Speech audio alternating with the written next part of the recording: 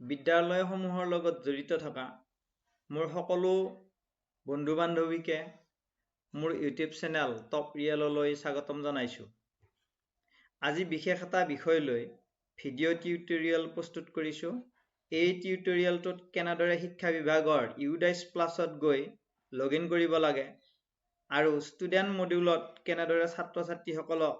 Update আৰু প্ৰমোচন কৰিব লাগে তাকে আলোচনা কৰাৰ প্ৰয়াস কৰিছোঁ।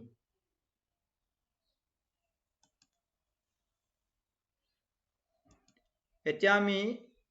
ব্ৰাউজাৰ এটা সিলেক্ট কৰি ল'ব লাগিব। ইয়াৰ পৰা এই ব্ৰাউজাৰটো ক্ৰম ব্ৰাউজাৰ, গুগল ক্ৰম ব্ৰাউজাৰ, ইয়াত যাব লাগিব, নাইবা মই ইয়াতে টাস্ক বাৰৰ পৰা লৈছোঁ, ইয়াত সিলেক্ট কৰি দিলোঁ। কিছু সময় ৰ'ব লাগিব, নেটৱৰ্ক প্ৰব্লেম থাকে।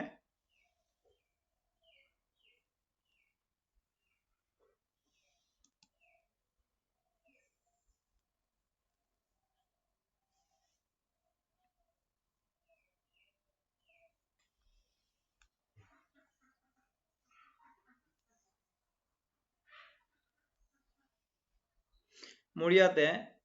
3টামান জিমেইল একাউণ্ট আছে, তাৰে যিকোনো এটা সিলেক্ট কৰি ল'ম। মই প্ৰথমটো মই সিলেক্ট কৰিছোঁ, পাৰ্চন 1, ইয়াতে ক্লিক কৰি দিছোঁ। আপোনালোকেও তেনেদৰে এটা জিমেইল একাউণ্ট এটা সিলেক্ট কৰি ল'ব লাগিব। এতিয়া এটা ইণ্টাৰফেচ খোল খাব, কিছু সময় লাগে।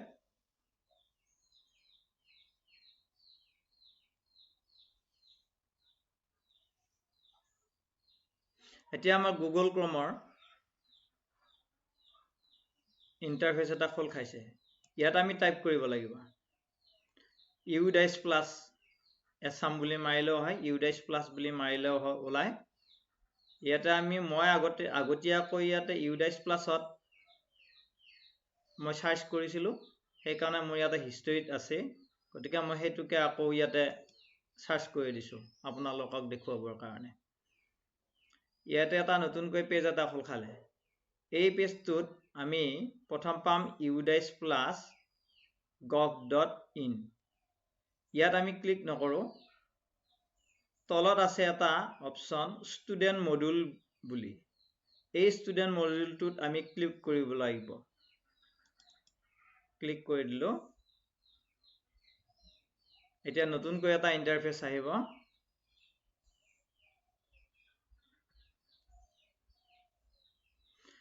নতুনকৈ এটা ইণ্টাৰফেচ দেখা গৈছে ইউডাইছ প্লাছ বুলি। ইয়াতে এতিয়া আপোনালোকে স্ক্ৰল কৰিব, তলৰ ফালে স্ক্ৰল কৰি যাওক।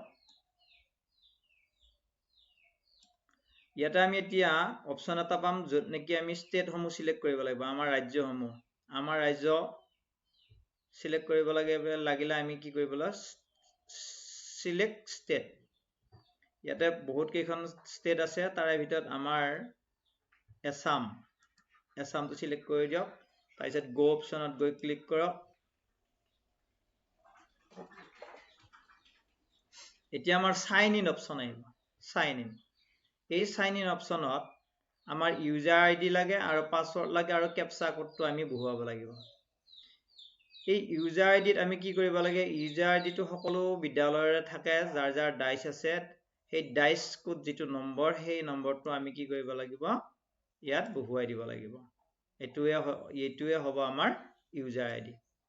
নেক্সট আমি পাছৱৰ্ডত আমি আগতে যেতিয়া আমি ৰেজিষ্টাৰ কৰিছিলোঁ, ৰেজিষ্টাৰ কৰোঁতে ব্যৱহাৰ হোৱা যিটো পাছৱৰ্ড আছিল, সংখ্যা,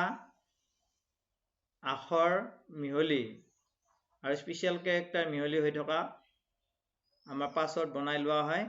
সেই পাছৱৰ্ডটো আপোনালোকে ইয়াতে বহাই দিব।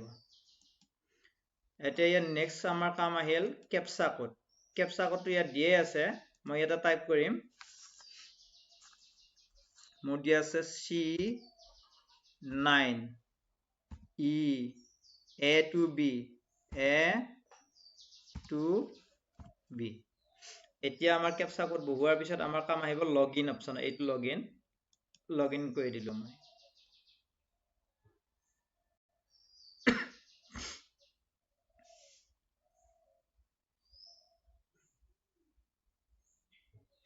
এটা দুটা অপচন আমাৰ ওলাব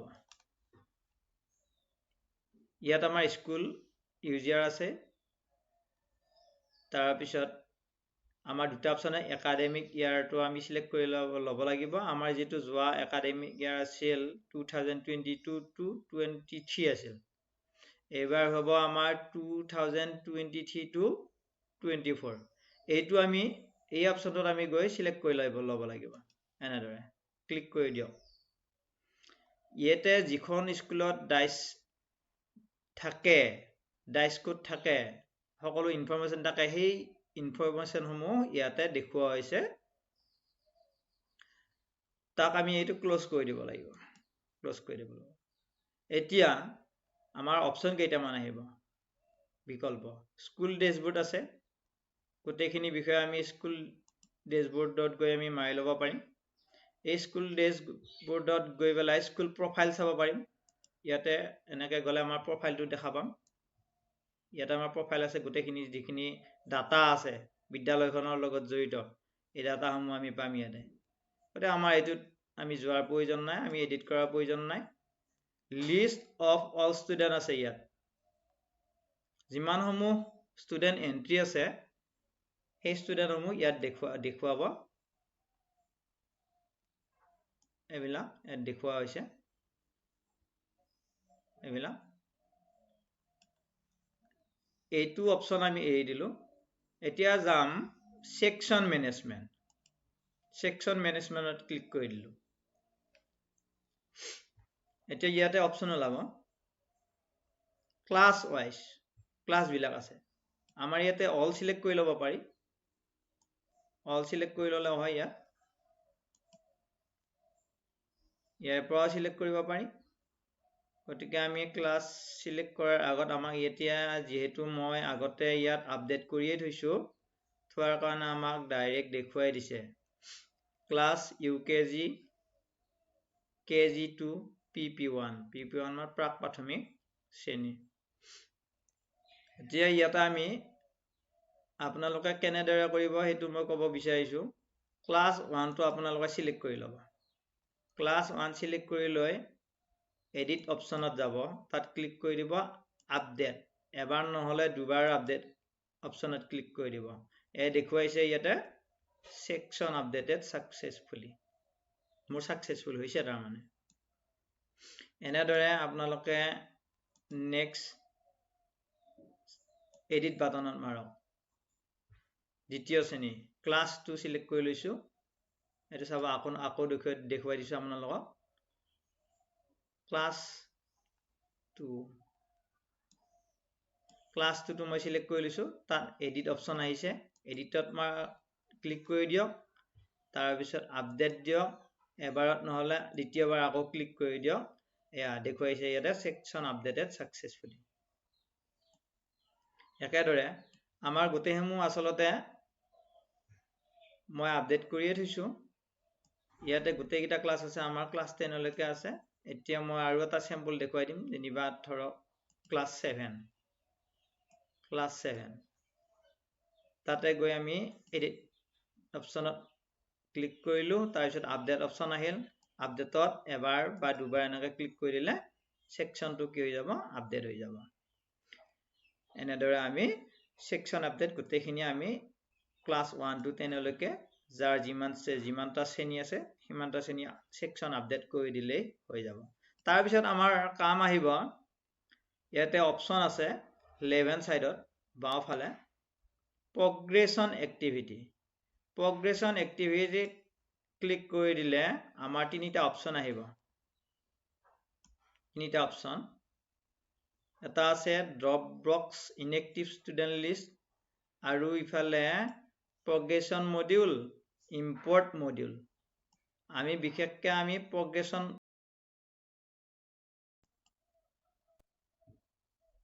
ক্যামেৰা অপচনটো হঠাৎ অফ হৈ গৈছিলে সেই কাৰণে অলপ খেলিমেলি লাগিল এতিয়া আমি কৈছিলো progression activity তাত যিবিলাক ষ্টুডেণ্ট আছে সেইবিলাকৰ লিষ্টখন ওলাব ইয়াতে লিষ্টখন ওলাব গোটেইবিলাক ষ্টুডেণ্টৰ যিটো ক্লাছ সিলেক্ট কৰি লয় সেই ক্লাছটো সেই শ্ৰেণীটোৰ গোটেই ষ্টুডেণ্টৰ নামসমূহ থাকিব ইয়াতে আমি এটা কাম কৰিব লাগিব যিকোনো এজন ষ্টুডেণ্ট আমি বাছি লম ধৰি লওঁ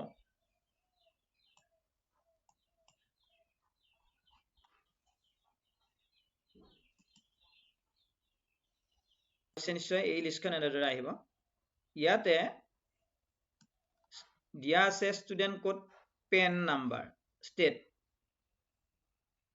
তাৰ পিছত ষ্টুডেণ্ট বেসিক ডিটেইলছ ইয়াতে বেসিকখিনি নাম থাকিব ডেট অফ বাৰ্থ থাকিব মাক দেউতাকৰ নাম থাকিব ফাদাৰ্স এণ্ড মাদাৰ্স নেম থাকিব আৰু ষ্টুডেণ্ট জনৰ নাম লিখা থাকিব এটা প্ৰগ্ৰেছন ষ্টেটাছ 2022-23 তেতিয়াৰ এই ক্লাছটো আমি সিলেক্ট কৰি লৈছিলো কোনটো ক্লাছ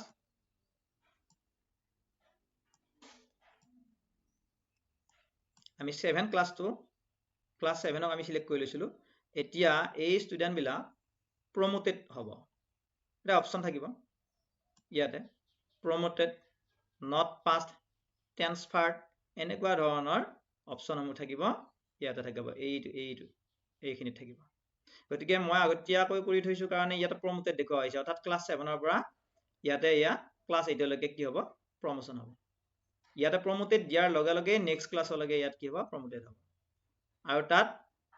সিলেক্ট সেকশন এটো সিলেক্ট কৰি দিব লাগিব তাৰ পিছত ইয়াত দিব লাগিব আমাৰ দেখুৱাই আছে ইয়াত চাব দেই ইয়াত আছে মাৰ্ক যোৱা ক্লাছত 2022-23 সেশনত কিমানখিনি পাৰ্সেন্টেজ পালে ল'ৰা বা ছোৱালীজনীয়ে ল'ৰাটো বা ছোৱালীজনীয়ে সেই মাৰ্কৰ যেটো পাৰ্সেন্টেজ ইয়াতে 81 বহাইছো মই আপোনালোকে যিকোনো যি পাৰ্সেন্ট পায় সেই পাৰ্সেন্টখিনি বহুৱাই দিলে হ'ল ষ্টুডেণ্টৰ এগেইনষ্টত এতিয়া নং অফ ডেজ স্কুল এটেন্ডেড বিদ্যালয়ত কিমান দিন উপস্থিত থাকে বছৰটোত হেতু ইয়াতে বহুৱাব লাগিব এই ঘৰটো তাৰ পিছত স্কুলিং ষ্টেটাছ 2023-24 ষ্টেটাছ কি হ'ব এটো status studying in same school এনে বেলেগ অপচনো থাকিব ওলাই যোৱা ল'ৰা ছোৱালী বিলাকৰ ক্ষেত্ৰত ওলাই যোৱাটো লেফট অপচনটো আহিব তাত ক্লিক কৰি দিলে হ'ল তাৰ পিছত ইয়াৰ আৰু একো নেদেখুৱায় একো অপচন নাহে লেফট মাৰিলে এতিয়া ষ্টাডিং ইন সেম স্কুল যেহেতু আমাৰ বিদ্যালয়তে 7ৰ পৰা 8 লৈকে প্ৰমোশন হৈছে প্ৰমোটেড হৈছে সেইকাৰণে ষ্টাডিং ইন সেম স্কুল একেখন বিদ্যালয়তে পঢ়ি আছে হেতু আমি ইয়াত সিলেক্ট কৰিছো এটা ক্লাছ সেকশন বি প্ৰমোটেড ইয়াতে সেকশন থাকিলে সেকশন এ আছে আমাৰ এটাই আছে এ বুলিয়ে দিছো দিয়াৰ পিছত ইয়াতে যেটো হেউজিয়া এটা অপচন থাকিব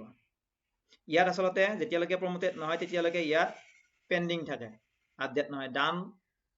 ওয়াৰ্ডটো নেদেখুৱায় ডান শব্দটো নেদেখুৱায় ইয়াত লাল হৈ ৰঙা হৈ এটা পেন্ডিং ওয়াৰ্ড এটা থাকিব ইয়াত আপডেট মাৰি দিলে হলে এইখিনি ফিল আপ কৰাৰ পিছত আপডেট মাৰি দিয়াৰ লগে লগে আপডেটত ক্লিক কৰাৰ লগে লগে ইয়াতে ডান শব্দটো আহিব ডান তাৰ মানে আলটিমেটলি আমাৰ কি হ'ব ষ্টুডেণ্টজন প্ৰমোটেড হ'ল আৰু আপডেটেড হ'ল এনেদৰে আমি পিছৰ ষ্টুডেণ্ট সমূহকো আমি আপডেট কৰিব লাগে এইবিলাক মই আপডেট কৰি থৈছো আপডেট কৰা হৈছে এনেদৰে আপডেট কৰিব লাগিব লাষ্ট অপচন গোটেইখিনি আপডেট কৰাৰ পিছত ইয়াত আহিব আমাৰ এটা অপচন ফাইনেলাইজড এতিয়া মোৰ এই অপচনটো নাই মানে মই আগতে ফাইনেলাইজ কৰি থোৱাৰ কাৰণে ইয়াতে অপচনটো দেখুৱা নাই ইয়াতে আপোনালোকে চাওক দা প্ৰমোশন এক্টিভিটি প্ৰমোশনৰ কাৰ্যটো for this section has been already completed already আমাৰ এটো কমপ্লিটেড হৈছে আৰু ফাইনেলাইজ হৈছে সাবমিট কৰা হৈছে গতিকে ইয়াতে আপোনালোকৰ যদি নতুনকৈ আপডেট কৰিব লাগে তেতিয়া হলে ইয়াত ষ্টুডেণ্ট জনক প্ৰমোটেড কৰাৰ পিছত পাৰ্সেন্টেজ ফিল আপ কৰাৰ পিছত এটেন্ডেন্সৰ সংখ্যা ফিল আপ কৰাৰ পিছত এই অপচন কেইটা ফিল আপ কৰাৰ পিছত আপোনালোকৰ ইয়াত আপডেট হ'ব যেতিয়া আপডেট হ'ব লাষ্টত এই ঠাইত এটা ফাইনেলাইজ বুলি শব্দ এটা আহিব ফাইনেলাইজ ওয়ার্ডটোত আপোনালোকে ক্লিক কৰি দিলে ফাইনেলাইজ হ'ব আৰু গোটেই সেকশনটো বা গোটেই ক্লাছটো কি হৈ যাব আপডেট হৈ যাব ধন্যবাদ আজিলৈ ইমানতে এৰিছো পিছত আকৌ লগ পোৱাৰ প্ৰতিশ্ৰুতিৰে আজিলৈ ইমানতে এৰিছো